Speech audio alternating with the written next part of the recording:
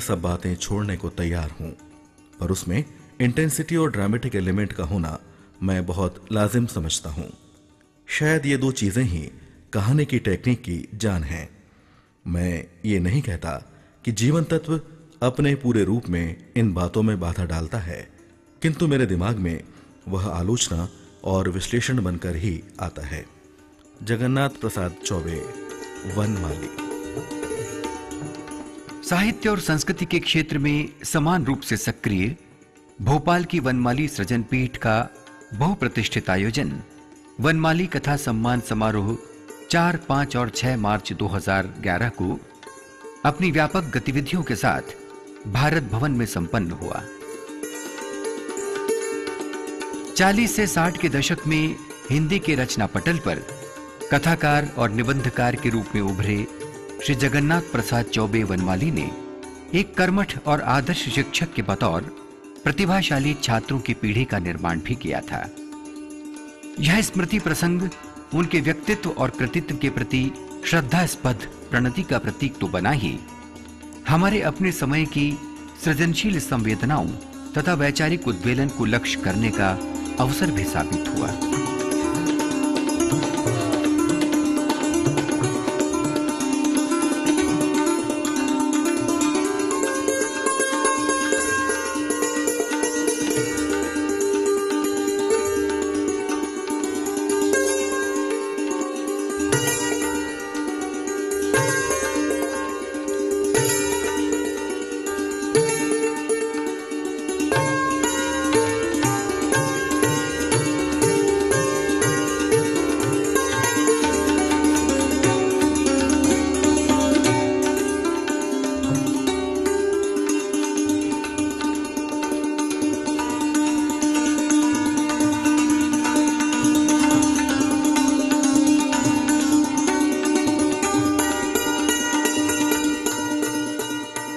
इस विराट साहित्यिक कुंभ में सुश्री मैत्री पुष्पा को उनके समग्र लेखन के लिए और श्री मनोज रूपड़ा को उनकी नई कहानी परंपरा में उत्साही सृजनशील उपलब्धियों के लिए वनमाली सम्मान से विभूषित किया गया।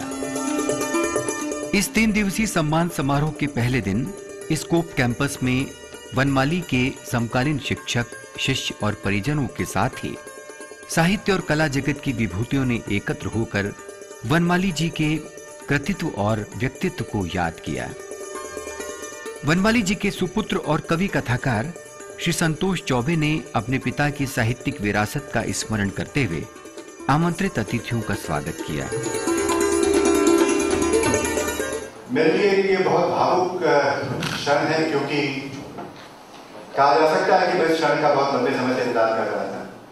सभी शिक्षक यहाँ हैं, आप सब जो उनके छात्र कभी रहे और अब तो शायद रिटायर भी हो गए, मुझसे भी वरिष्ठ हैं, और गणेश जी हैं और गुरु प्रसाद जी आए हैं। खंडवा के बहुत सारे लोग यहाँ हैं। ये संस्मरण की किताब हमने बनाई है, उसमें मेरा एक आलेख है। मैं कहना ये चाहता हूँ कि ये जो तलाश है मेरे जीवन की अभी खत्म नहीं हुई है, और मैं चाहता भी नहीं कि ये खत्म हो, क्योंकि इसके साथ साथ ही मैं उनके साथ रह पाता हूँ और उन आदर्शों के साथ रह पाता हूँ जिनके लिए वो जीवित थे। और मैंने एक बात कही संस्मरण में, श्री राम परिहार ने भी बात कही है कि आखिर आज के समय में हमको दादा की या वनमाली जी की याद करने की क्या जरूरत पड़ती है। मुझे लगता है कि कितना भी जीवन नेगेटिव हो गया हो, कितना भी नेगेटिव कैरेक्टर्स ने हमारे जीवन को डोमिनेट कर लिया हो, कितना भी हमें खराबियां दिखती हो, फिर भी हमें अपने जीवन में आदर्श की जरूरत पड़ती है, क्योंकि वही है जो हमें ड्राइव कर सकता है, वही है जो हमें आगे ले जा सकता है। और वनमाली जी, चौबे जी जैसे लोग उसकी हमें बार बार याद दिलाते हैं। मैं कई बार उनसे अलग होकर भी सोचता हूँ, कई बार उनके साथ जाकर सोचता हूँ। It's a very interesting game which I keep playing with myself, and I think I am going to continue this game in future. मुझे बहुत अच्छा लगता है कि आज इतने सारे लोग, उनको जानने वाले इतने लोग हैं। मुझे लगता है कि वो सब उन स्मृतियों को मेरे बीच में लाए हैं। मैं आप सबका बहुत बहुत आभारी हूँ कि आप सब यहाँ पर आए, और बहुत बहुत स्वागत करता हूँ इस कार्यक्रम में आप सब। धन्यवाद।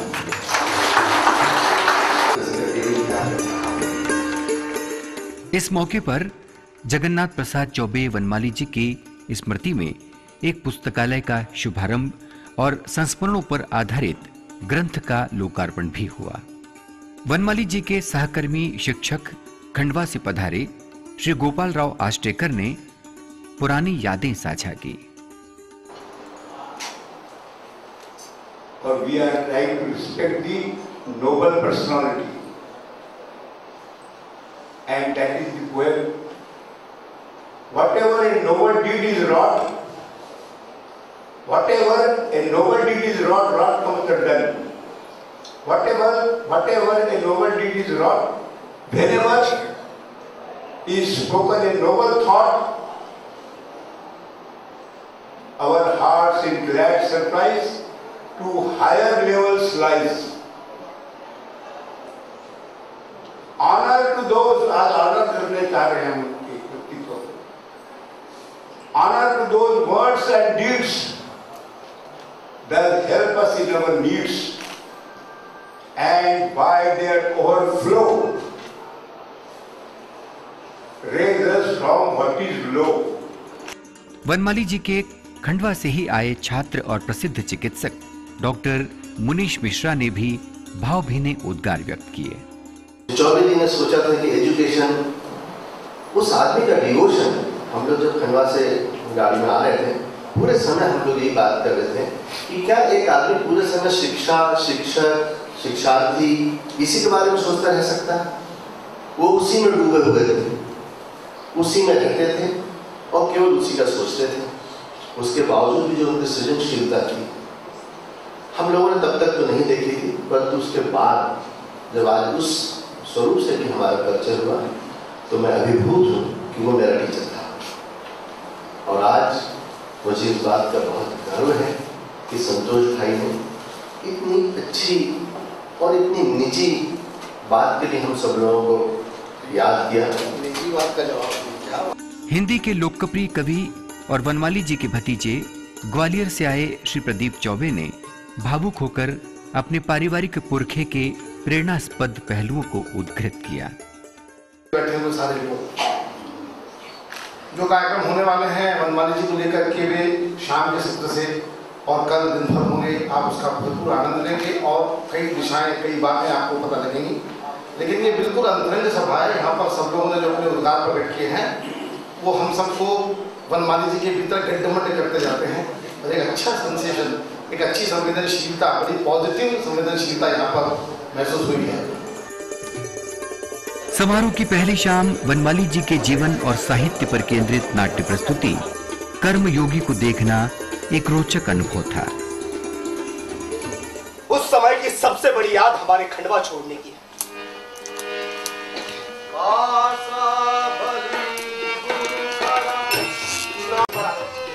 और बड़ी देर तक गाड़ी चल नहीं पाई। उन्हें फूल मालाओं से लाद दिया गया। छात्रों ने उन्हें अपने कंधों पर उठा रखा है और अभिभावक उनसे गले मिल रहे हैं। ये शहर से एक आदर्श नायक की अश्रुपूरित विदाई थी और हमारे जीवन से एक सुनहरे अध्याय की। हम समझते थे चौबे जी अलोकप्रिय है, उन्हें पूरा शहर नापसंद करता है। जब वो खंडवा छोड़कर जाएंगे तो एक चिड़िया भी उन्हें पहुंचाने स्टेशन नहीं जाएगी। पर ना जाने क्यों हम बच्चों का निष्कर्ष गलत रहा। हम में से अधिकांश के पाला और शहर के सम्राट नागरिक उन्हें पहुंचाने स्टेशन में। ऐसी भीड़ खंडवा में पहले और बाद में नहीं देखी। हम लोगों को समझ में नहीं आ रहा कि लोगों को क्या हो गया जो एक सरकार के जुनून के साथ सम्मान कर रहे हैं। खबर आई कि उन्हें मालाओं से लाद दिया गया। वो जब गाड़ी चली तो लोग डबडबाई आंखों से रुमाल हिलाते रहे।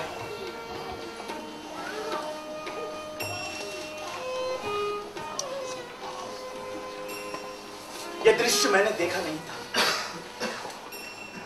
पर आज भी कल्पना होती है। इस अवसर पर वनमाली जी की रचनाओं पर केंद्रित और श्री संतोष चौबे द्वारा संपादित ग्रंथ वनमाली समग्र का लोकार्पण प्रसिद्ध व्यंग्यकार डॉक्टर ज्ञान चतुर्वेदी और उपन्यास लेखक पद्मश्री मंजूर एहतेशाम ने किया। और वो वनमाली जी का पहला जो चीज है इंटेंसिटी, आप कितना इंटेंसली महसूस करते हैं जो आप बात कह रहे हैं उसमें खुद, और कितने इंटेंसली इन्वॉल्व होते हैं। जब आप उसमें इंटेंसली इन्वॉल्व होते हैं, वो इंटेंसिटी आपके अंदर है क्या? वो जब इंटेंसिटी के साथ आप, तो आपकी भाषा बदल जाती है, आपके कहने का ढंग बदल जाता है, वो कुछ ऐसा केमिस्ट्री बनती है आपके लेखन और पाठक के बीच में कि फिर वो पाठक, जब आप, जिसे हम कहते हैं भाव प्रवेश करके डूब जाना उस चीज में, तो लेखक अगर इंटेंसिटी से फील कर रहा है अपने सब्जेक्ट को, अपनी बात को, तो ऑटोमेटिकली वो कहानी फिर पाठक की कहानी बन ही जाती है। पाठक उससे कभी भी अलग नहीं हो सकता। इस साहित्यिक समागम का मुख्य आकर्षण हिंदी की प्रख्यात लेखिका सुश्री मैत्री पुष्पा और युवा कहानीकार श्री मनोज रूपड़ा का सम्मान अलंकरण रहा। डॉक्टर सम्मान राशि सादर सम्मानित हो रही है।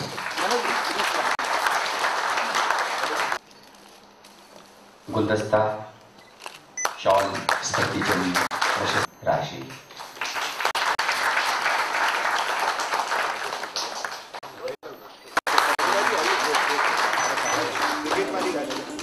वनमाली सम्मान के तहत सुश्री मैत्री को 51,000 रुपए की राशि तथा श्री रूपड़ा को 31,000 रुपए की सम्मान निधि तथा शॉल, श्रीफल, उत्कीर्ण प्रशस्ति और स्मृति चिन्ह भेंट किए गए।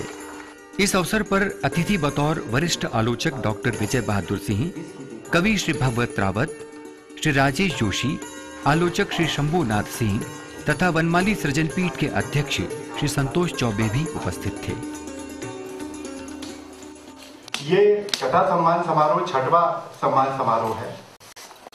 1993 यानी 1993 से लेकर अभी तक 6 समारोह आयोजित हुए हैं। पहले हम लोग 2 वर्षों या 3 वर्षों में करते थे, लेकिन मुझे बीच में लगा कि इसकी दिशा थोड़ी बदलने की जरूरत है और वर्ष 2000 से 2008 के बीच में हमने एक सम्मान समारोह नहीं किया। 2008 में पुनः उदय प्रकाश को सम्मान दिया गया था और अब मेरा वादा है कि हर 2-3 वर्षों में हम इस कार्यक्रम को जरूर करेंगे। दादा के बारे में कल से बहुत सारी बातें हो रही हैं, उनकी कहानियां भी कल देखी गई और ज्ञान ने एक बड़ा लंबा वक्तव्य और बहुत अच्छा वक्तव्य कल उनके ऊपर दिया। कमला जी ने उनकी कहानियों पर दोबारा एक आलेख लिखा है और उसके भी कुछ हिस्से कल सुनाए थे, तो मुझे नहीं लगता कि मैं अब उन बातों को रिपीट करूंगा।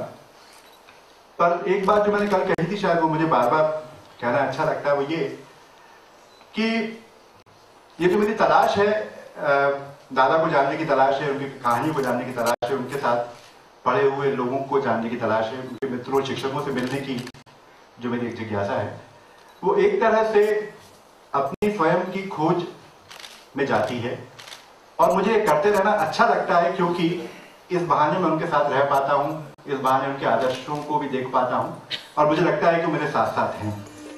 यह समारोह शब्द संस्कृति और कृतिकारों के योगदान के प्रति कृतज्ञता का आत्मीय रेखांकन भी था। सम्मान के प्रत्युत्तर में सुश्री मैत्री ने वनमाली अलंकरण को अपने कृतित्व की उपलब्धि बताया। पुरस्कार तो बहुत मिले हैं, लेकिन इसकी कुछ अलग बात है। मैं सच कहती हूँ, ये मुझे नहीं मिला, ये मेरे साथ आई उन महिलाओं को, उन लेखिकाओं को मिला है जो एकजुट हुए थे हम, और उन लेखकों को भी मिला है जो सहयोग में मेरे साथ आए। श्री मनोज रूपड़ा ने अपनी सृजन यात्रा का उल्लेख करते हुए सम्मान के प्रति आभार जताया। सबसे पहले तो मैं इस शहर को ही सलाम करना चाहता हूँ, क्योंकि मुझे एक लेखक बनाने और फिर एक लेखक की हैसियत से पहचान दिलाने में भोपाल कई तरह से मददगार रहा है। मैं वनमाली सृजन पीठ के आयोजक से सिर्फ यह आग्रह करता हूँ कि वे अपनी योजनाओं के प्रारूप में कहानी के वर्कशॉप की रूपरेखा भी बनाएं। मुझे लगता है यह बहुत जरूरी है। और अंत में मैं वनमाली सृजन पीठ का बहुत आभारी हूँ, जिसने मुझे इस पुरस्कार के लायक समझा। मुझे इस पुरस्कार को लेने में सचमुच बहुत खुशी है, क्योंकि यह पुरस्कार एक लेखक की याद में एक लेखक को दिया जाता है और इस पुरस्कार के आयोजक श्री संतोष चौबे तथा निर्णायक मंडल के सभी सदस्यों की दृष्टि और उनकी प्रतिबद्धता बहुत साफ है। धन्यवाद। आमंत्रित अतिथियों ने समारोह को उद्बोधित करते हुए मैत्रेयी तथा मनोज रूपड़ा के रचना कर्म के साथ ही समकालीन साहित्यिक मुद्दों पर अपने उद्गार व्यक्त किए। इस प्रसंग में वनमाली सृजनपीठ की वेबसाइट और संतोष चौबे द्वारा संपादित पुस्तक आख्यान का आंतरिक संकट का लोकार्पण भी हुआ। परंपरा के अनुसार 3 दिवसीय वनमाली कथा सम्मान समारोह वैचारिक विमर्श का प्रतीक भी बना। इस बार विमर्श का विषय था नई सदी में उपन्यास। भारत भवन के अंतरंग सभागार में संपन्न इस महत्वपूर्ण सत्र में अनेक कथा उपन्यास लेखक, आलोचक और संस्कृति कर्मियों ने शिरकत की, जिनमें प्रमुख रूप से वनमाली सम्मान से विभूषित सुश्री मैत्री पुष्पा और श्री मनोज रूपड़ा के अलावा सुरेश पंडित, वीरेंद्र यादव, प्रभु जोशी, राम प्रकाश, मुकेश वर्मा और रेखा कस्तवार आदि उपस्थित थे। यह एक बात ध्यान देने की है कि जब समूचे एक देश में, राजनीति में, सामाजिक परिस्थितियों में दलित उपस्थित की, दलित विमर्श की चर्चा हो, तो क्या हिंदी की जो मुख्य धारा का उपन्यास है उसमें क्या दलित केंद्रीयता है या दलित विमर्श की आमद है? मैं समझता हूं कि मुख्य धारा के उपन्यासों में दलित लगभग अनुपस्थिति है। मित्रों, जब मैं यहाँ बोलने के लिए खड़ा हुआ हूं तो उसके पहले उपन्यासों से टूटती अपेक्षाओं का बहुत सारा जिक्र है और मेरे बारे में इतना कह दिया गया है कि बहुत संभव है आपकी अपेक्षाएं मुझसे टूटे, क्योंकि मैं शायद उस तरह से नहीं बोल पाऊं जिस तरह से हम या हमारी एक अकादमिक समझ की व्यापकता के साथ बात करते हैं। इसके सारे जो विमर्श है, चूंकि आजकल मीमांसा, आलोचना जैसे शब्द विदा हो चुके हैं और खासतौर पर उत्तर आधुनिक समय में इन परिवर्तित जो भी परिवर्तित स्थितियां हैं, जो विचारधारा की हैं, उनको न समझ पाने के चक्कर में नव या उत्तर लगाकर उनसे निपटने की कोशिश की जा रही है। वीरेंद्र यादव जी ने जिस बीच वक्तव्य में जिस पृष्ठभूमि का निर्माण किया और हमें बात करने के लिए जो मुद्दे सामने रखे, उनमें एक महत्वपूर्ण मुद्दा स्त्रियों के बारे में था और मैं अपनी बात स्त्रियों पर केंद्रित रखना चाहती हूँ और उससे जुड़े हुए कुछ उपन्यासों की बात करना चाहती हूँ। मैंने ये महसूस किया है कि पिछले 20 साल सबसे ज्यादा उथल पुथल के तो रहे ही हैं, लेकिन स्त्रियों के लिए उससे भी ज्यादा उथल पुथल भी कहिए, संघर्ष के कहिए, और स्त्री को खुद को अपने आप को समझने के भी रहे हैं। इस विमर्श प्रसंग के दौरान श्री संतोष चौबे के संपादन में प्रकाशित पुस्तक उपन्यास की नई परंपरा का लोकार्पण हुआ, जबकि इसी शाम वनमाली सृजनपीठ द्वारा प्रकाशित रंगमंची विमर्श और गतिविधियों की त्रैमासिक पत्रिका रंग संवाद का लोकार्पण भी हुआ। वनमाली कथा सम्मान समारोह का समापन नई कविता की सांगीतिक और रंगमंची प्रस्तुति कविता यात्रा के साथ हुआ। वह तोड़ती पत्थर, वह तोड़ती पत्थर, वह तोड़ती पत्थर, वह तोड़ती पत्थर, वह तोड़ती पत्थर, वह तोड़ती पत्थर। देखा उसे मैंने इलाहाबाद के पथ पर, देखा उसे मैंने इलाहाबाद के पथ पर। वह तोड़ती पत्थर, वह तोड़ती पत्थर।